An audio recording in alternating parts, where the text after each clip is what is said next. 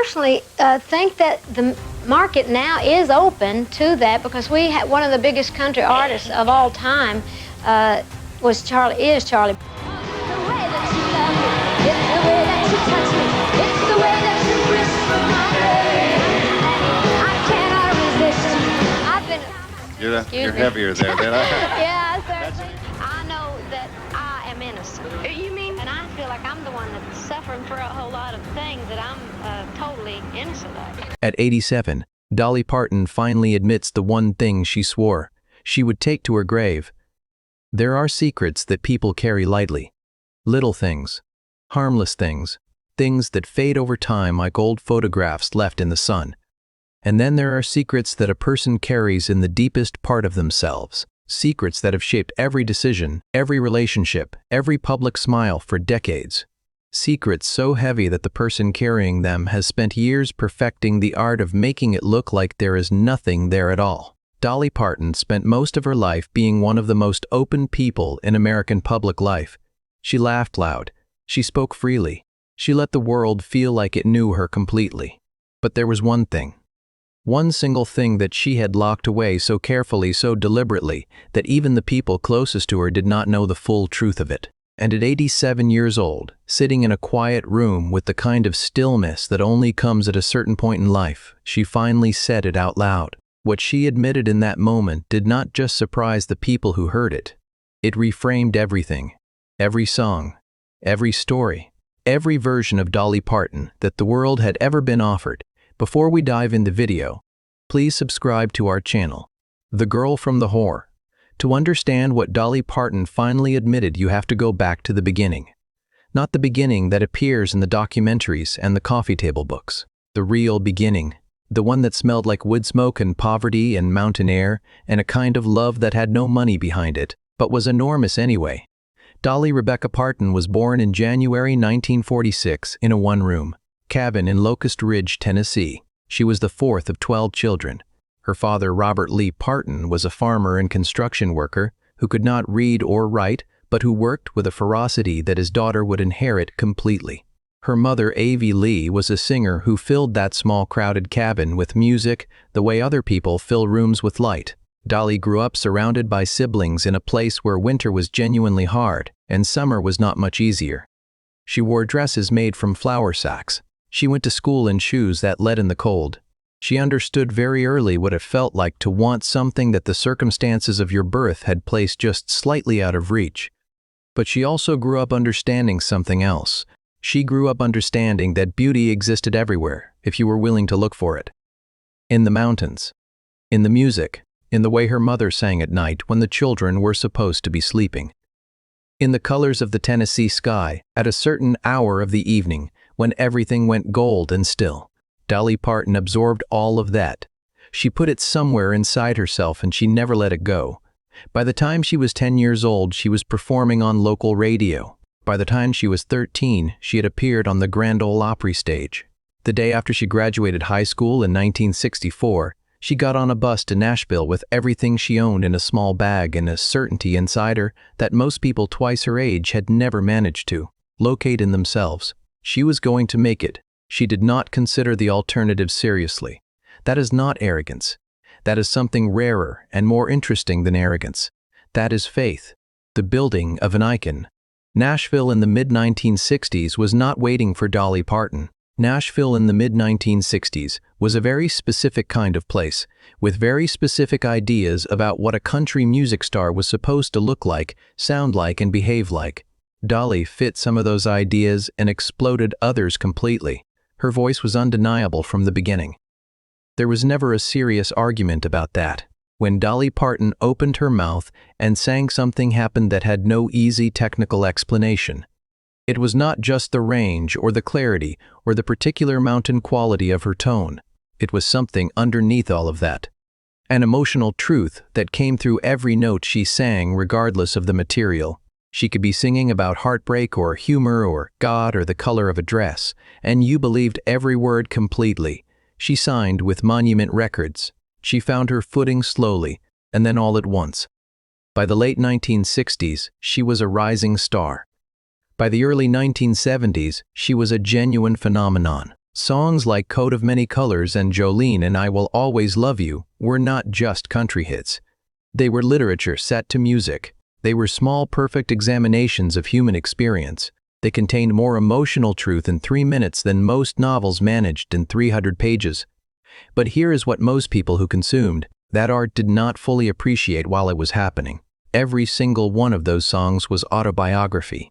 Every single one of them was Dolly reaching into the most private parts of her own experience and pulling something out and holding it up to the light.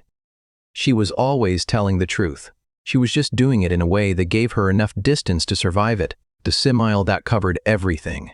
There is something that people who knew Dolly Parton in her early years of fame consistently describe when they talk about her.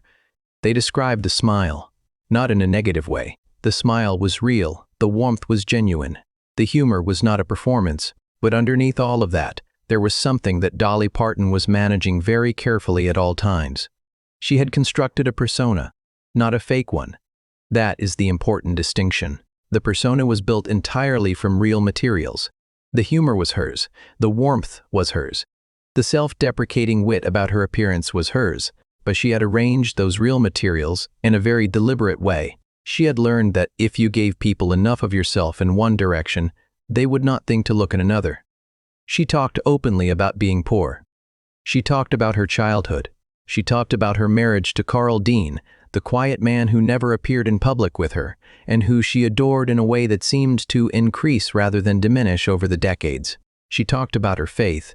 She talked about her hair and her nails and her clothes in ways that made people laugh and feel close to her. What she did not talk about, what she had decided before most of her career began that she would never talk about, was the thing she carried alone, the thing that had shaped the music more than anything else. The thing that was present in every song she had ever written, even when it appeared to be about something completely different. What she finally said, at 87 years old, Dolly Parton sat down in a way that was different from the 10,000 other times she had sat down for an interview. People who were present described a quality of stillness in her that they had not seen before. Not sadness exactly, not weariness, something more like arrival. Like a person who has been traveling for a very long time and has finally allowed themselves to stop. She was asked a gentle question, not a probing or aggressive one, simply an invitation to reflect on a life that had contained more than most people could imagine. And Dolly Parton took a breath and said the thing she had spent 60 years making sure nobody would ever hear her say. She talked about loneliness, not the ordinary kind, not the loneliness of being alone in a room.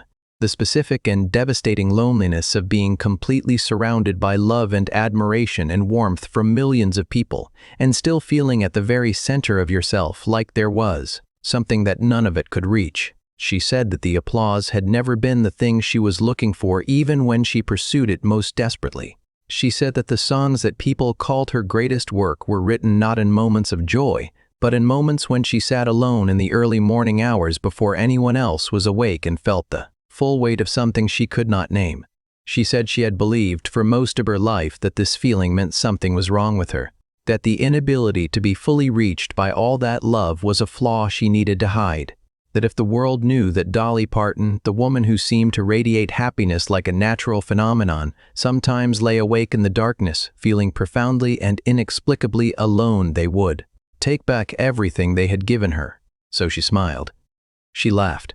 She made herself into something so bright and so warm and so apparently complete that the loneliness had nowhere to attach itself publicly.